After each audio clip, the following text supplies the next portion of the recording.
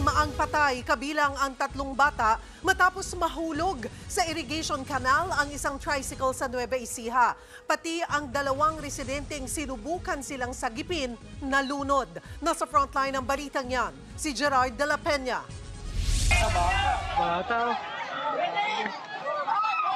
Maririnig ang sigawan at iyakan ng mga residente ng Santo Domingo, Nueva Ecija. Iniahon nila ang walang malay na batang lalaki mula sa irrigation canal. Sa kasamaang palad, binawian siya ng buhay. Inabot pa ng gabi ang rescue operation sa iba pang biktima. Sa leeg, baka matanggal yung ulo. Nakatawan! Nakatawan sa kilig-kilig! Sa kabuuan, 6 ang nasawi sa pagkalunod. Kabilang ang 3 batang nasa edad 6, 7 at 8. Base sa investigasyon, nakasakay ang mga biktima sa isang tricycle. Habang pauwi, bigla raw bumigay ang sidecar ng tricycle hanggang sa mawalan ng kontrol at mahulog sa 16 na talampakang irigasyon.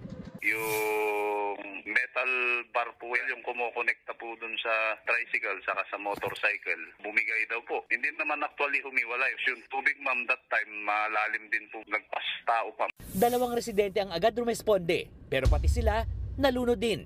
Patay rin ang tricycle driver at 3 niyang pamangkin. Nasagip naman ang 4 pang batang sakay ng tricycle. Hindi na dinala sa ospital ang mga nakaligtas at pinauwi na lang. Nagbabalita mula sa frontline, Gerard de la Peña, News 5. Mga kapatid, Cheryl Cosim po, huwag maging huli at maging una sa lahat sa balitaan.